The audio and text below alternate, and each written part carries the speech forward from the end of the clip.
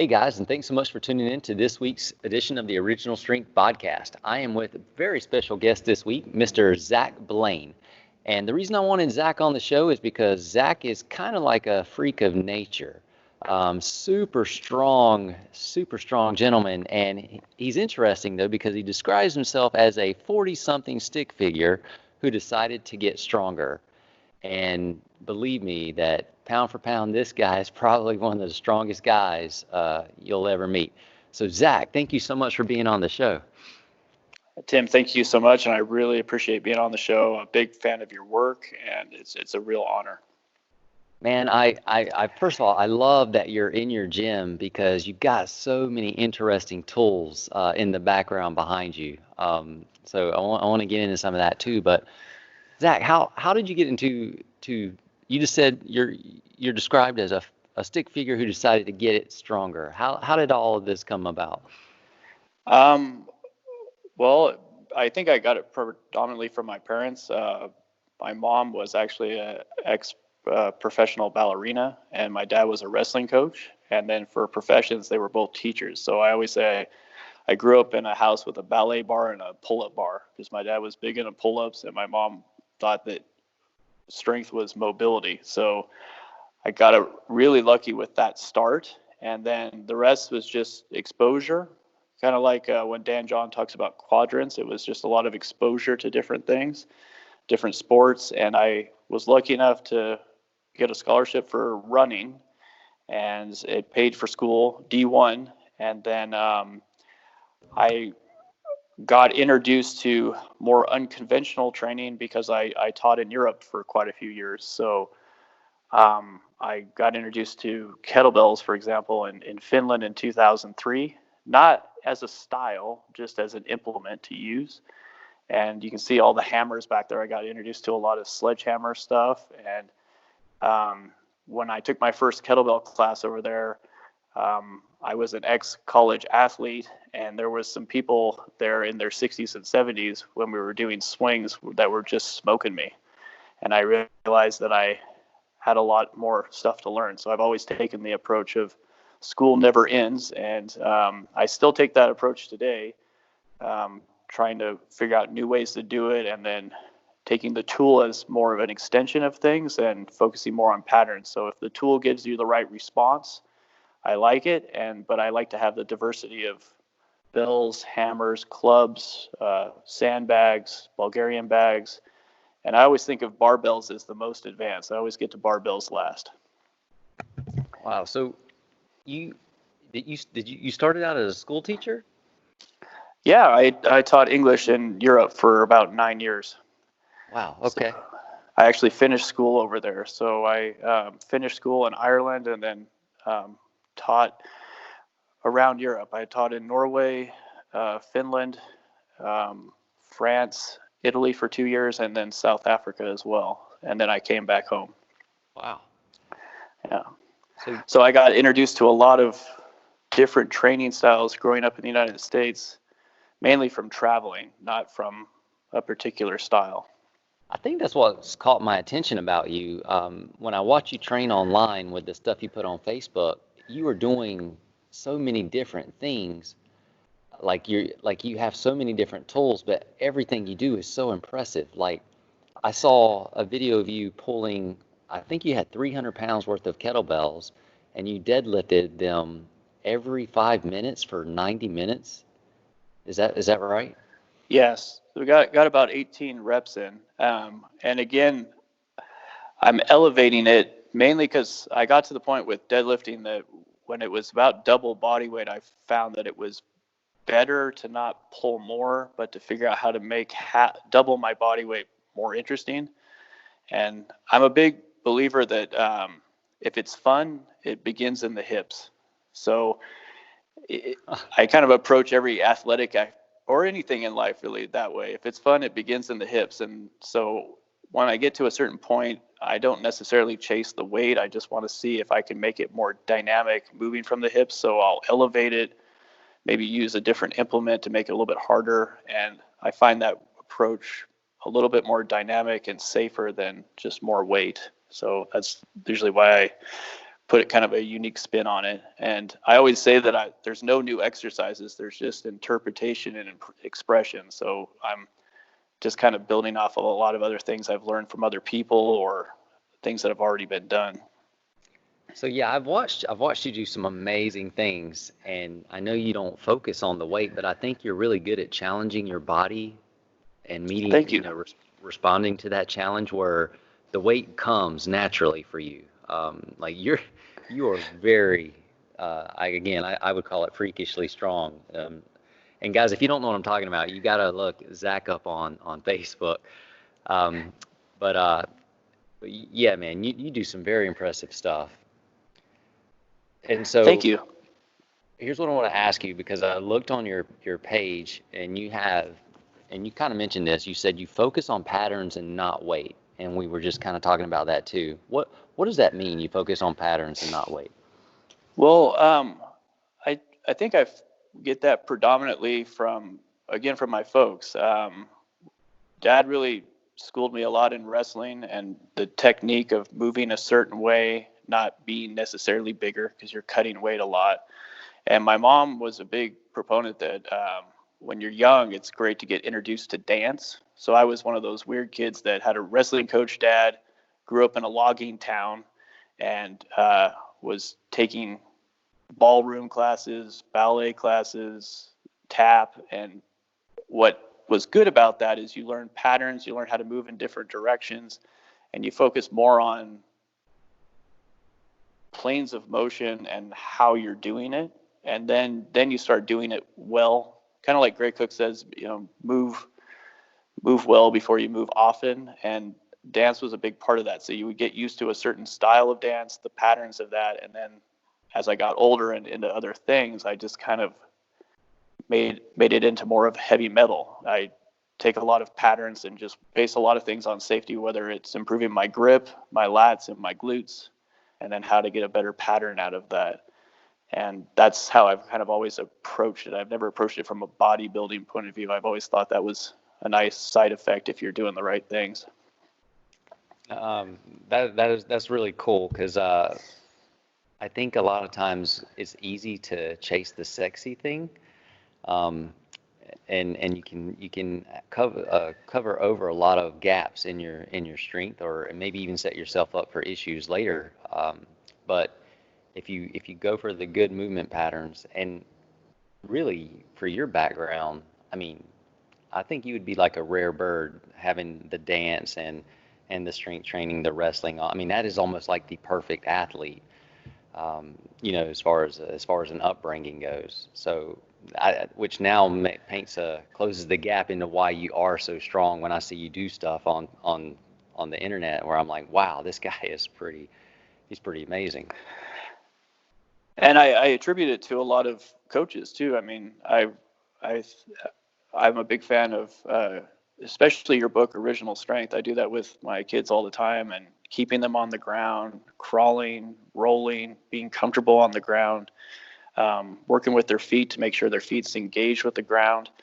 And again, when you bring up crawling with clients, it's not necessarily sexy, but when you start getting them on the floor and they realize how hard they're working, you can teach people how to plank pretty well just by getting them back to movements they deliberately did until they got to about 4, and then they start kind of taking on a stronger side and everything. But a lot of those things that they develop in the first 3 years make them incredibly strong, and they're incredibly useful to come back to on a regular basis.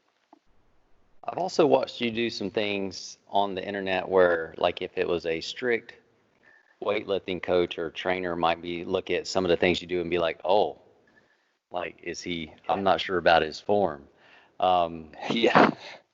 But to me, I look at it and be like, this guy's really strong, and you're strengthening all those areas of movement that most of us don't ever touch.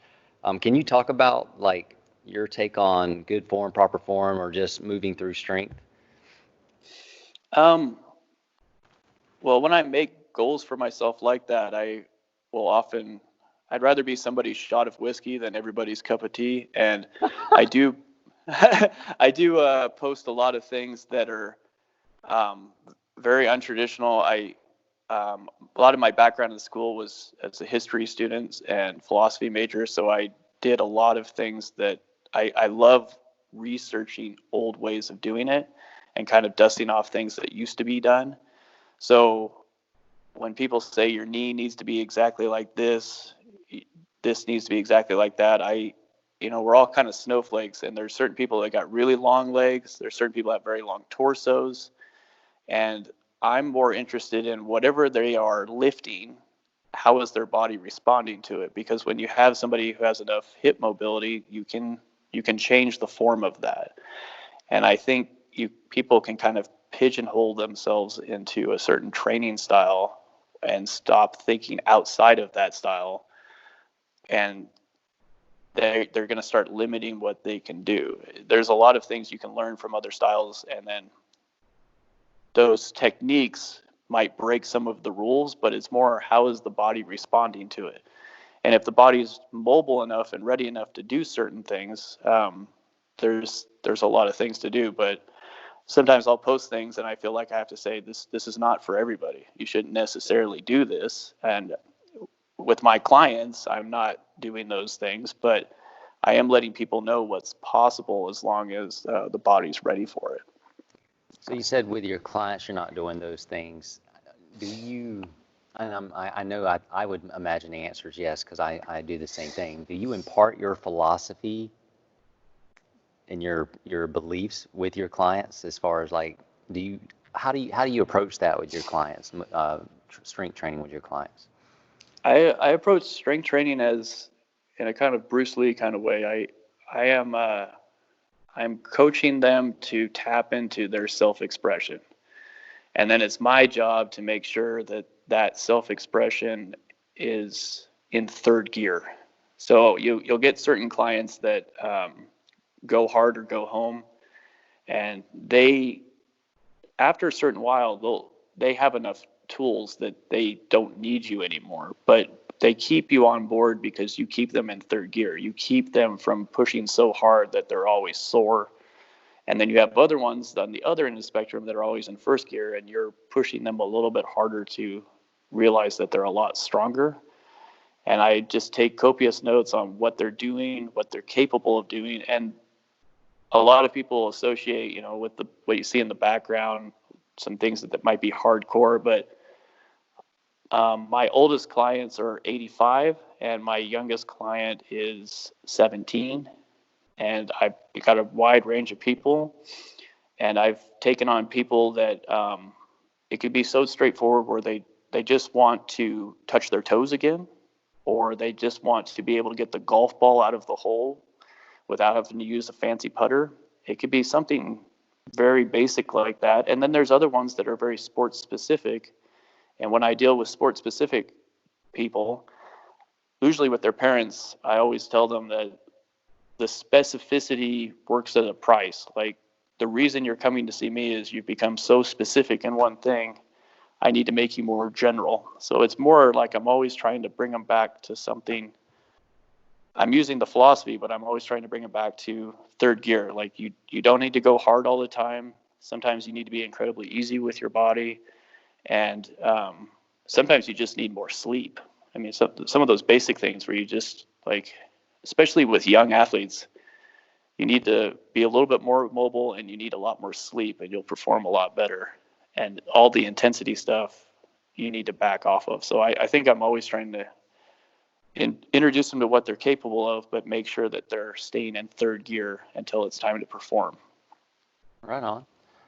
So with all the tools and stuff that you have when they come into your studio, is there do they want to just jump right to certain things, or like how do you corral them along to be able to do some of the cool stuff that you do? Because I know that some of them are aware of what you do, and they want to do the fancy stuff.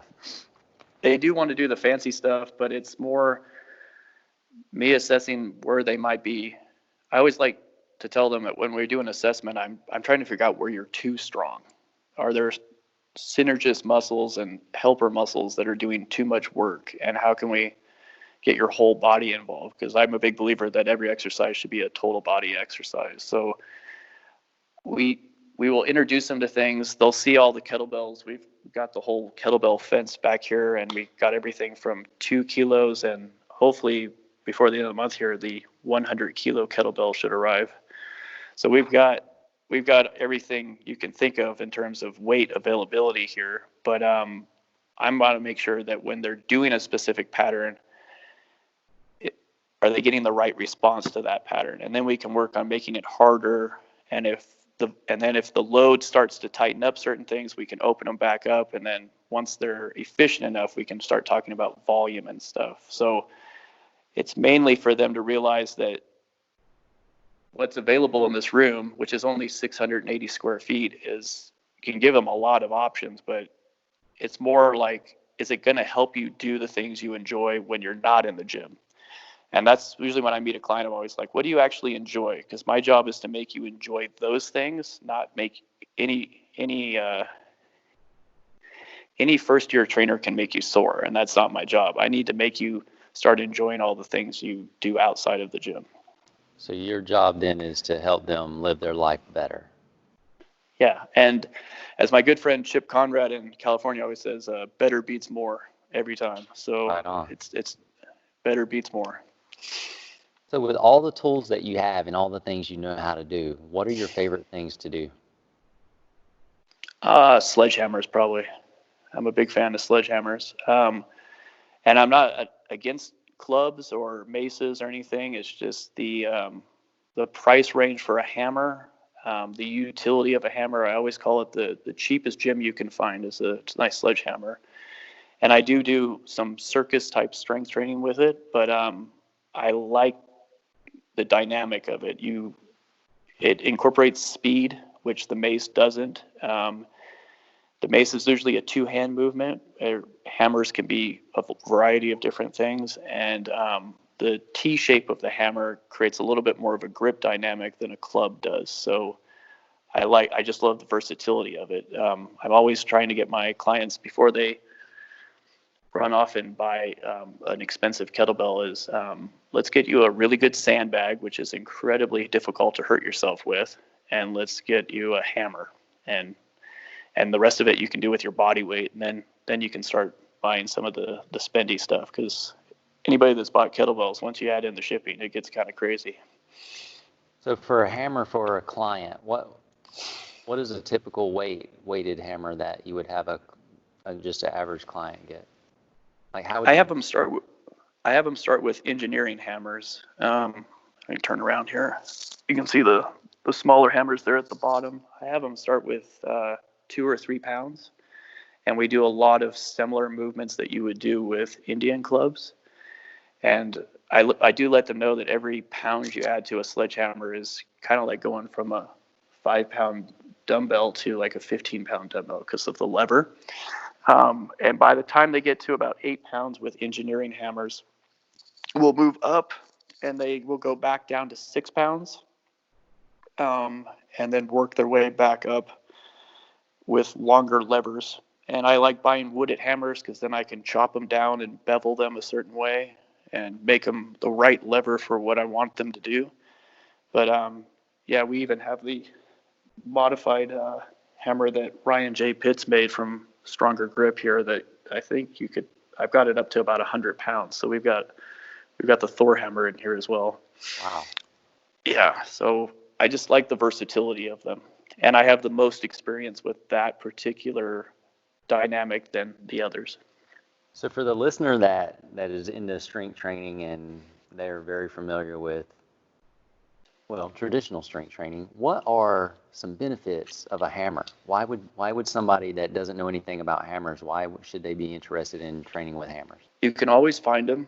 They're very inexpensive. You can usually find them at even a garage sale. And the lever and leverage from the lever can teach you a lot about things. So I love offset training. I love the idea that you could teach somebody hammer a squat with a sledgehammer. You can hold the hammer upside down so it'd be easier. You can turn them up. If they tend to favor one leg, you can offset it and and make it feel like a wrestling move where they can have to brace with the hammer. So they actually have to get live feedback and have to take the breathing more seriously. And that lever could really, really work them, even with graveyard diggers and different things. Still not really be dangerous in any way, but it's a great dynamic to get them to take the diaphragmatic breathing seriously and to make the exercise more rhythmic and not necessarily reps. I always follow the 3 to 9 rule here. So I want you to do at least 3, and if you have to do more than 9, we probably need to make it slightly harder, because there's no reason you need to do double-digit reps. Your body will just stop responding. So we need to figure out how to make the dynamic hard enough that you get the right response, but the reps low enough that you're doing them well and not just doing them for the sake of doing them. So you're kind of using hammers as a way to turn on your clients' reflexive strength, but also learn their body at the same time. You're teaching body learning, basically. Yeah, and I'm always kind of disappointed with a lot of high school programs where it's more about pumping iron, more load, more weight. You're dealing with really young bodies, and they don't necessarily need more weight. They need a little bit better pattern, maybe a little bit more mobility in the pattern, and you can get plenty of cardio from someone. Sandbags are great. You can load them up. When they're tired, they can dump them right on the ground, and you can give them a great way to understand why they're moving a certain way they're moving, instead of the fact that they went up 10 or 15 pounds in a certain exercise. So I love when it gives you live feedback. Like sand will shift on you.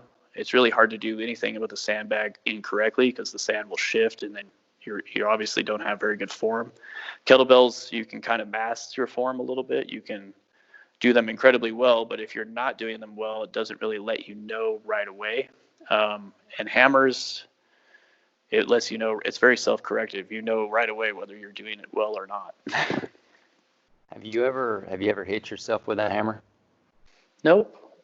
I've had some really good teachers with it, and they've always you can progress them and regress them in so many different ways that you can learn how to use them. And what we do with the hammers, we have sticks over here. We do things with stick mobility as well, but we also have a lot of dowels that you can pick up at a department store, and we file them down, and they learn all the patterns with sticks before they even start doing them with hammers. So you get very good at exactly the timing of it, the rhythm of it, before we start actually adding anything in that would be dangerous. Yeah, I was asking because the first time I picked up Indian clubs, I had Indian clubs and a DVD, and I was just Ed Thomas? Yes, it was. And on the DVD, they were doing some really cool stuff, and I was like, I can do this. And I somehow, it happened so fast, I'm not even sure how it happened, but I hit myself right between the eyes with the Indian club, and I looked like a unicorn for a couple of days. That was a club, and I was never thinking I was going to hurt myself or hit myself with a club. So I was just curious about the hammer, if you'd ever hit yourself with a hammer. Nope, it hasn't happened. I'm sure it could, but and I know what you mean with the Indian clubs too, because there's some good friends out there that have just incredible dexterity and rhythm with it. Kevin Rell's a good friend of mine that when I do hammer stuff with him, he's doing a lot of the Ed Thomas moves and other historical moves, and I'm just not ready for them. But some of those Indian clubs with that synthetic resin they're made out of, if you did hit yourself, it would really get your attention. It was funny. I was like, 1 minute I was trying to watch the circle I was making with the two, because I was doing 2 at a time. And then the next second I was looking at the ceiling and trying not to fall backwards. And it was because it totally whipped my entire head back straight up to the ceiling. That may be why I have such good neck mobility right now. I'm not sure. But it was fun, and I was by myself, and so of course I laughed at myself after I got over the initial shock and pain. But it was an education. I've never done that since that one time. And the other thing that was interesting is I got introduced to Indian clubs later. So some of the things I learned with Indian clubs had so much crossover to the hammer. I understood what they were doing with it. And then, but yeah, I was introduced to hammers way before hammers. Would go back to like 2003, and I didn't really get introduced to Indian clubs until 2011, maybe. So it came afterwards, and um, I'm glad I got introduced to hammers, but they are a little bit different than a club, and you can't. The rhythm of a club is totally different than a hammer. What are your go-to sandbag exercises that you like? Predominantly with clients is just getting them used to front loading. We always mess around with names because I try to make the name kind of fun in a way, and we start with like firewood squats where you're just holding a big log and just getting them used to front loading, because I always think of a back squat as pretty advanced. Like, to get into a back squat, you have to have enough shoulder mobility, your hip mobility has to be great, and especially to do it without belts or shoes. Like, you don't want to compress the spine. So I'll often work with football players who can back squat a ridiculous amount of weight, and then all of a sudden you give them a sandbag that's 40 or 50 pounds, and they've never worked so hard in their life. And just the idea of front loading them, because if I give them a barbell, odds are their elbow and wrist health are not ready for it, and it's not going to do them any favors in terms of wrist health. So we can get pretty much the same dynamic with a sandbag. So for front loading, I just love it for clients. And we've got sandbags in here again, all the way down to 8 pounds and all the way up to 120 pounds. So like, even as they improve, we just keep finding the right load for the right stimulus. How many sandbags were you holding in the video I saw on the internet when you were doing front squats? You had like 2 or 3, maybe more sandbags? Yeah, I'll stack them, and I've gotten up to doing 100% of my body weight with front loaded sandbags. So at that time it was about 165 pounds maybe. And I like to think of it that way because as we get back to the stick figure idea is I'm a very lean guy. When I ran, I was even leaner, but there's always going to be guys that lift more weight. And so I always try to approach it more mathematically, where whatever I'm lifting, I try to think of it in terms of ratio to my body weight. So if I'm taking on a client, they might need to go way down and weight on a kettlebell swing, but I'll always tell them, like, don't worry about how many you're doing. My goal is to eventually get to a third of your body weight, or eventually we get to half of your body weight. And then they have immediate feedback on and numbers on how much stronger they're getting in terms of their own body weight, instead of competing with somebody else in the gym, which I try to not encourage. I'd rather they compete with whatever they're using in relation to their body weight. Right on. So what do you weigh? You said, what, 160? Right now, last time I weighed in, I'm 158. Okay, so I'm about 71 kilos, somewhere in there. So your most recent post, which was pretty impressive, just for the fact that you did 2 of them, you did a double bottoms up kettlebell press with 40% of, you said it was 40% of your body weight. Is that correct? 45% of my body weight. So, so what would that be? 32 kilos, about 70 pounds. Yeah, and I don't know if anybody's ever tried a double bottom. I mean, doing one bottoms up kettlebell press, that's just neat. But you did 2, and you did it for reps. It's not like you just did it one time. You were repping it out there. Yeah, and I do it mainly to again, the body weight ratio gives me an idea that I'm getting stronger. It makes my goals very incremental. I know that, like, maybe 2 years from now, maybe I can do that with half my body weight, but it's just not ready yet.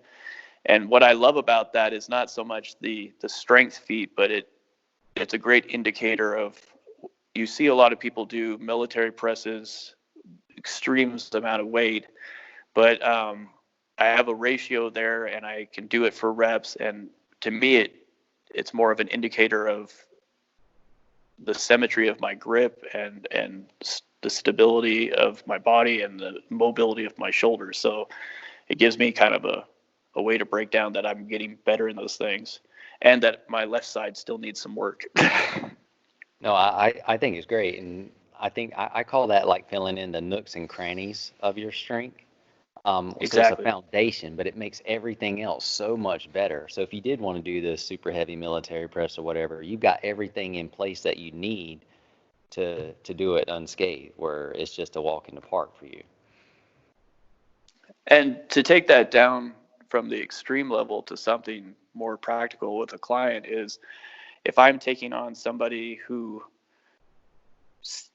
works very, very hard but sits 12 to 14 hours and is doing a tremendous amount of data entry, which is becoming not only normal, it's becoming very much what a lot of people do. My first job is I need to get their hips mobile, and they're doing so much data entry and mouse finger that we working mainly on just getting their hands back to life and getting their fingers stronger and being able to make a fist, also being able to open up their hand. And they will usually come in and want to pump iron, and I'm like, well, let's just see on where your hips are and if your fingers are equally strong, and let's start there. And so on the other end of it, it's just as much an application for someone who's not doing strength feats as well. Just so you know, and I'm sure you know, but you did not start out as a teacher. You're still a teacher. Like it's just oozing out the way you explain everything and the way you approach your clients. That's beautiful. Thank you. So I got one more question for you, because you do collect wonderful toys and you do these really cool things, but you also seem to collect an interesting people. You have a group on Facebook called Our Jedi Council. What is Yes, that?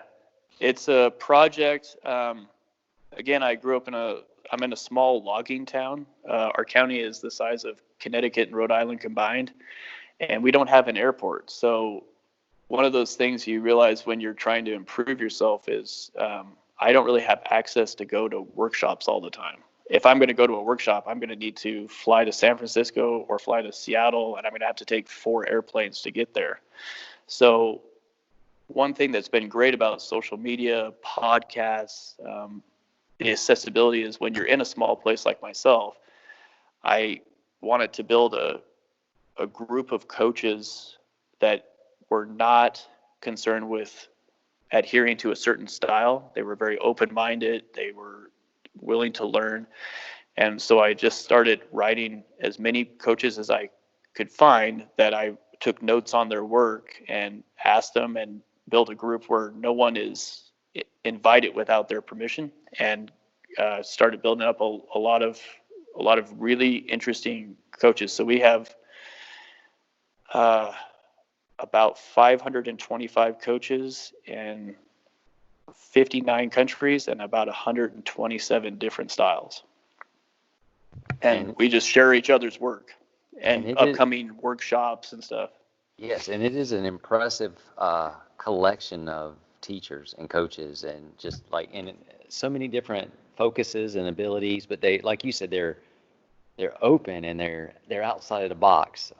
And your top picture is just wonderful. It's where there is no style, there is no slave. And exactly. I think that is just a beautiful summation of even. I mean, that is the way, right? Like, you're not bound to one thing. You're not stuck in a rut, but you're open, you're curious, and that's where I think you can really explore and find your strength or your true self-expression. And I think it helps you get out of ruts too, because you can find yourself reaching plateaus, and it's maybe because you're maybe too set in your ways, and then you see other coaches out there tweaking things that you do, but they do it a different way, and you can all, I mean,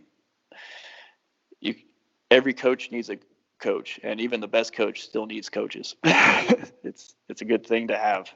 And it's a great resource too, because when I get stuck with a client, I can contact people there and say, like, I know you know a little bit more about this. This is the situation, and like, how would you look at it? And it gives you a fresh set of eyes on a problem that you're just not seeing the answer to. That's awesome. Yeah. So, Zach, thank you so much just for sharing your time with us. Again, I think you're super fascinating, just not only by the physical feats that you do, but by your style and your approach to it. You're super, super humble, and I can just see the teacher in you just oozes out.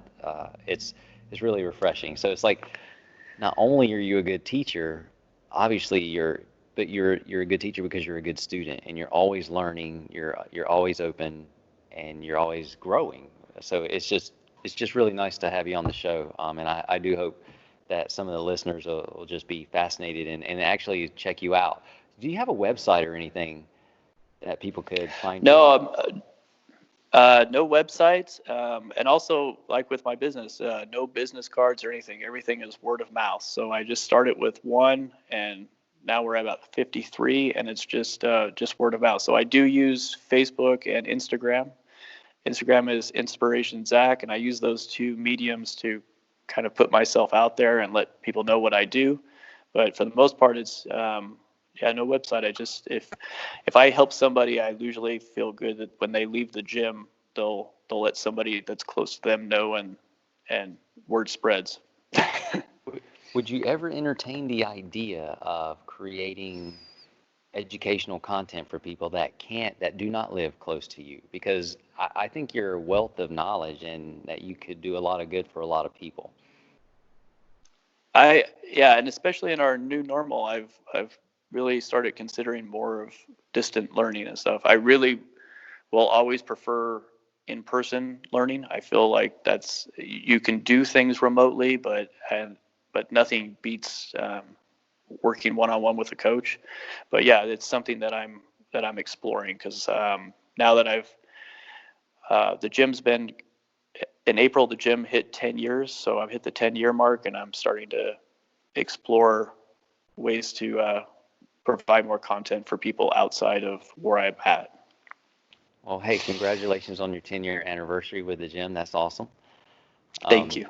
And thank you so much for being on the show. So guys, ladies and gentlemen, Zach you can find him on Instagram and Facebook, and I'll put his information in the comments section of the podcast so people can check you out.